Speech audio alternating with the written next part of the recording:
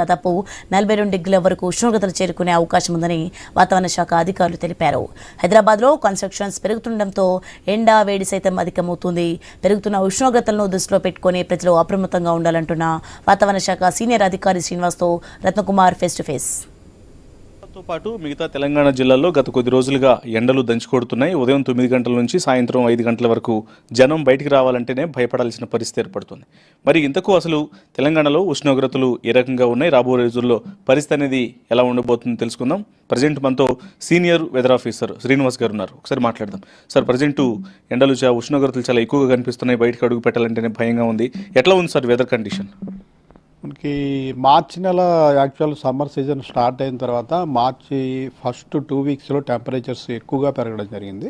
Actual మార్చి 14th వరకు వచ్చేటప్పటికీ రాష్ట్రంలో 3-4 చోట్ల 40 డిగ్రీలు పైబడి కూడా టెంపరేచర్లు పెరగడం జరిగింది. తర్వాత మనకి మార్చి 16th నుంచి ఈ ప్రీ మాన్సూన్ షవర్స్ అని మనకి టెంపరేచర్స్ ఎక్కువైనప్పుడు ఉపరితల వాతావరణంలో మార్పుల వల్ల మధ్యాహ్న సమయంలో ముఖ్యంగా ఉరుములు మెరుపులు ఈదురుగాళ్ళు తోటి వర్షాలు అలాగే వడగళ్ల వానలు పడే అవకాశం అప్పుడప్పుడు ఉంటుంది.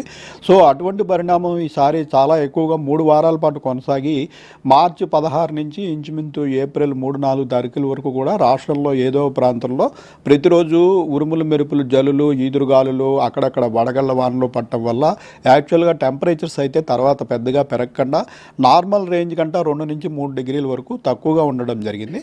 అయితే గత 2 రోజుల నుంచి ఈ వర్షాల ప్రభావం బాగా తగ్గిపోయి మళ్ళీ మనకి డ్రై వెదరు టెంపరేచర్లు పెరగడం స్టార్ట్ అయింది. నిన్నటికి మనకి రాష్ట్రంలో అన్ని ప్రాంతాల్లోనూ కూడా ఇంకా నార్మల్ టెంపరేచర్ కంటే 1 డిగ్రీ తక్కువగా ఉన్నప్పటికీ 36 నుంచి 39 డిగ్రీల టెంపరేచర్ ఉంది.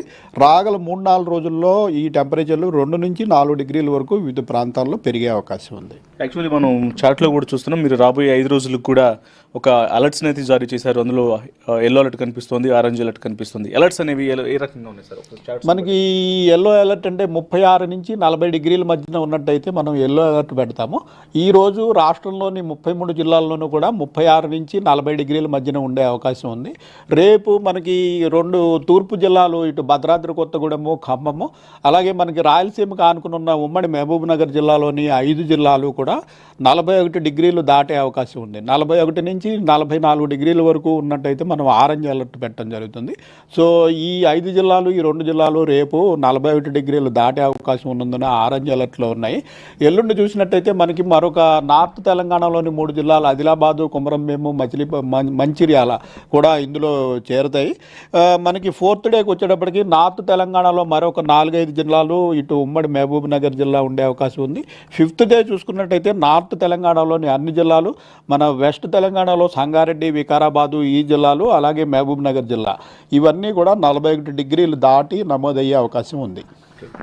ప్రస్తుతం హైదరాబాద్లో సిచ్యువేషన్స్ అనేవి ఎలా ఉన్నాయి? ఇప్పటికే 40 డిగ్రీస్ వరకు నమోదవుతుందంటూ కూడా తెలియజేస్తూ ఉన్నారు. రాబోయే రోజుల్లో హైదరాబాద్లో పరిస్థితి అనేది ఎలా ఉండబోతుంది, ఏం చెప్తారు? మనకి హైదరాబాద్లో ప్రస్తుతం 37 నుంచి 38 డిగ్రీల మధ్యన వివిధ ప్రాంతాల్లో రికార్డ్ అవుతున్నాయి. రాగల 2-3 రోజుల్లో సిటీలో కూడా మరొక 2 డిగ్రీల వరకు పెరిగే అవకాశం ఉంది. 38 నుంచి 40 డిగ్రీల వరకు సిటీలో వివిధ ప్రాంతాల్లో టెంపరేచర్లు ఉండే అవకాశం ఉంది.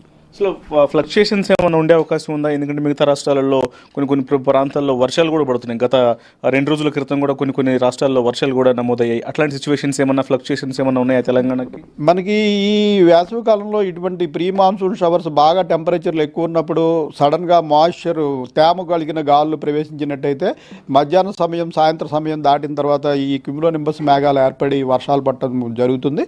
అది మనం మొన్నటి వరకు కూడా మనకి కూడా కొనసాగింది. అయితే ప్రస్తుతం మనకి పూర్తిగా డ్రై వెదర్ ఉండే అవకాశం ఉంది ఒక 4-5 రోజులు.